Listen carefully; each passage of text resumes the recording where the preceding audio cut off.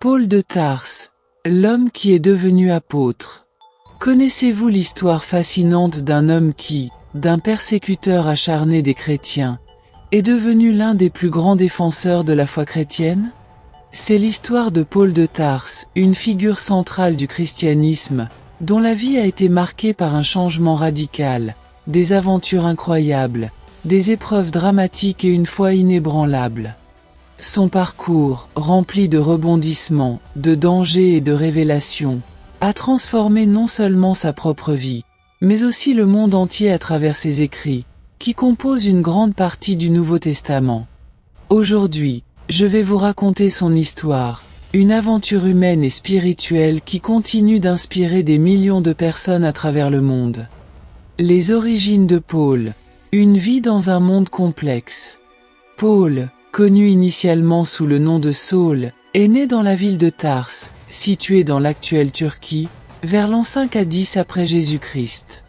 Tarse était une métropole florissante de l'Empire romain, un carrefour commercial et culturel où se croisaient des influences grecques, romaines et juives. La ville était réputée pour son port animé, ses écoles philosophiques et son atmosphère cosmopolite. Grandir dans un tel environnement a offert à Paul une éducation riche et diversifiée, lui permettant de comprendre plusieurs cultures et langues, un atout qui jouera un rôle clé dans sa mission future. Saul était juif, appartenant à la tribu de Benjamin, une lignée dont il était fier. Sa famille, bien que juive, jouissait du privilège rare de la citoyenneté romaine, un statut qui offrait des protections légales et des opportunités dans l'Empire. Ce privilège, obtenu peut-être grâce à des services rendus à Rome, donnait à Saul une position unique dans une société où les citoyens romains étaient une minorité. Cette double identité, juif fervent et citoyen romain, façonnera sa vie et ses interactions avec le monde. Dès son plus jeune âge, Saul a montré un zèle exceptionnel pour sa foi juive.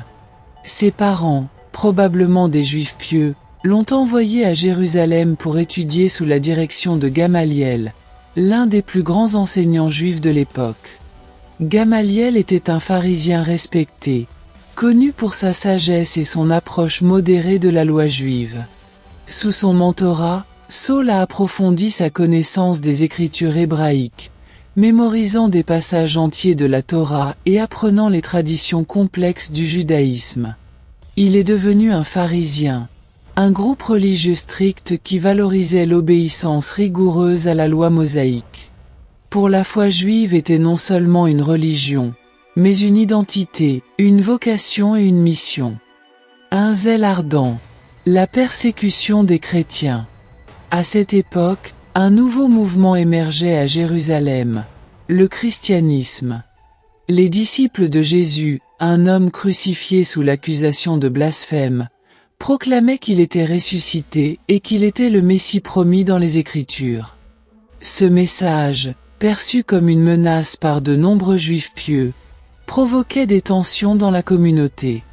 Saul, avec son zèle pour la loi juive, voyait les chrétiens comme une secte dangereuse qui déformait les enseignements de ses ancêtres. Il croyait fermement qu'il était de son devoir de protéger la pureté du judaïsme. Saul est devenu un persécuteur redoutable des premiers chrétiens. Les Actes des Apôtres, un livre du Nouveau Testament, décrivent son rôle dans cette persécution. Il entrait dans les maisons, arrêtait hommes et femmes, et les livrait aux autorités pour qu'ils soient emprisonnés. Sa ferveur était telle qu'il ne se contentait pas de dénoncer les chrétiens. Il participait activement à leur répression. L'un des moments les plus marquants de cette période fut son implication dans la mort d'Étienne, le premier martyr chrétien. Étienne, un homme rempli de foi, avait prêché avec audace sur Jésus, ce qui avait provoqué la colère des autorités religieuses. Lors de son exécution par lapidation, Saul était présent, approuvant l'acte et gardant les vêtements des bourreaux. Saul ne s'arrêtait pas là. Convaincu que les chrétiens représentaient une menace croissante, il demanda et obtint des lettres officielles du grand prêtre de Jérusalem pour se rendre à Damas, une ville située à environ 200 km au nord. Son objectif était clair: traquer les chrétiens qui s'y trouvaient, les arrêter et les ramener à Jérusalem pour qu'ils soient jugés. Armé de cette autorité, Saul entreprit ce voyage, déterminé à éradiquer ce qu'il considérait comme une hérésie. Une rencontre qui change tout. Mais sur la route de Damas, un événement extraordinaire allait bouleverser sa vie à jamais. Alors qu'il approchait de la ville, une lumière aveuglante, plus brillante que le soleil, jaillit du ciel.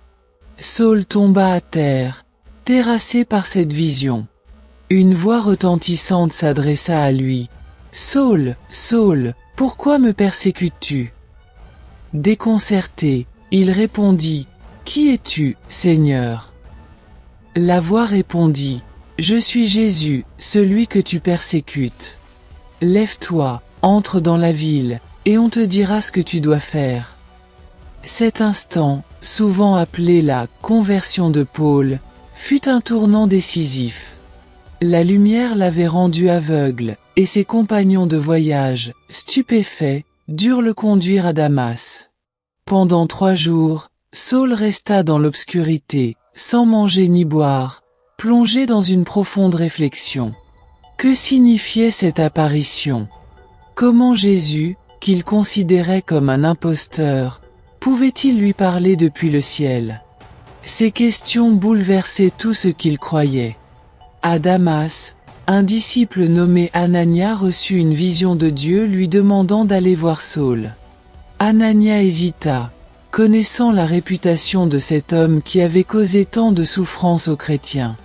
Mais Dieu lui assura que Saul était « un instrument que j'ai choisi pour porter mon nom devant les nations ».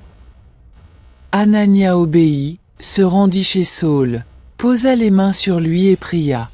À ce moment, quelque chose comme des écailles tombèrent des yeux de Saul, et il recouvra la vue. Plus important encore, il reçut le baptême et fut rempli du Saint-Esprit. Une nouvelle mission, de persécuteur à prédicateur. Après cet événement, Saul, qui commença à être appelé Paul, changea radicalement. L'homme qui avait traqué les chrétiens avec fureur devint leur plus ardent défenseur. Il se mit immédiatement à prêcher dans les synagogues de Damas, proclamant que Jésus était le Fils de Dieu. Cette transformation choqua ceux qui le connaissaient. Comment cet ennemi des chrétiens pouvait-il maintenant prêcher en leur faveur? Certains doutaient de sa sincérité, pensant qu'il s'agissait d'une ruse. D'autres, parmi les Juifs, furent scandalisés par ce qu'ils considéraient comme une trahison. Paul ne se découragea pas face à l'opposition. Après un temps de réflexion et de préparation, certaines traditions suggèrent qu'il passa plusieurs années dans le désert d'Arabie pour méditer sur sa rencontre avec Jésus. Il entreprit une mission extraordinaire, annoncer l'Évangile à travers l'Empire romain. Ces voyages, souvent appelés les « voyages missionnaires », l'emmenèrent dans des villes comme Antioche, Corinthe, Éphèse, Thessalonique et bien d'autres. Partout où il allait, il parlait de Jésus, non seulement aux Juifs, mais aussi aux non-Juifs, qu'on appelait les « gentils ». Paul avait une approche unique pour partager son message. Grâce à sa formation juive, il pouvait discuter des Écritures avec les Juifs dans les synagogues, montrant comment Jésus accomplissait les prophéties de l'Ancien Testament. En tant que citoyen romain, il comprenait la culture grecque et romaine, ce qui lui permettait de s'adresser aux païens dans un langage qu'il comprenait. À Athènes, par exemple, il prononça un discours célèbre devant l'Aréopage, où il utilisa la culture grecque pour parler d'un « Dieu inconnu » qu'il identifia comme le Dieu créateur révélé en Jésus. Les lettres de Paul, un héritage écrit. L'un des aspects les plus durables de l'œuvre de Paul est ses lettres, écrites aux premières communautés chrétiennes qu'il avait fondées ou visitées.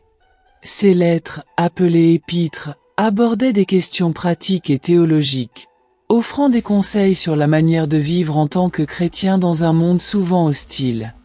Parmi les plus connus, on trouve les épîtres aux Romains, aux Corinthiens, aux Galates, aux Éphésiens et aux Philippiens. Ces textes, inspirés et profonds, forme une grande partie du Nouveau Testament et continue d'être étudiée par les chrétiens du monde entier. Dans ses lettres, Paul abordait des thèmes universels: l'amour, la grâce, la foi, l'unité et le pardon.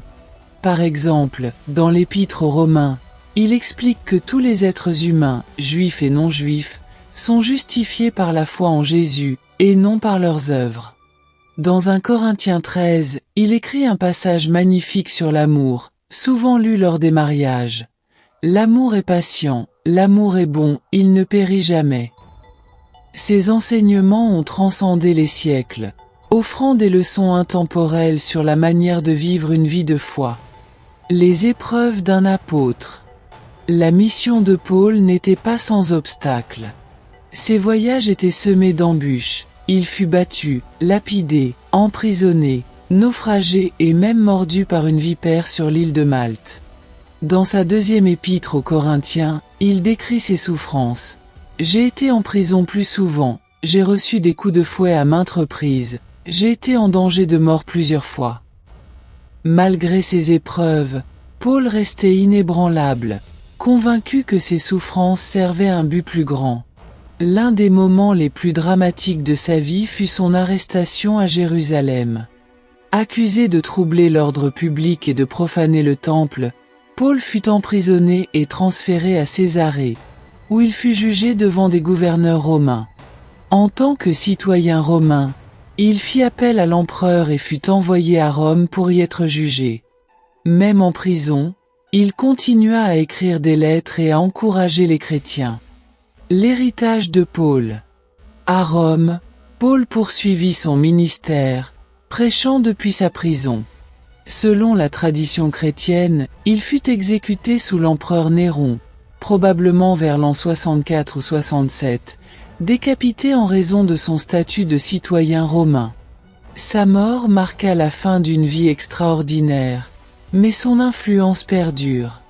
Paul a non seulement répandu le christianisme à travers l'Empire romain, mais il a aussi jeté les bases théologiques de la foi chrétienne, en insistant sur la grâce, la rédemption et l'universalité du message de Jésus. L'histoire de Paul est une leçon puissante sur la transformation.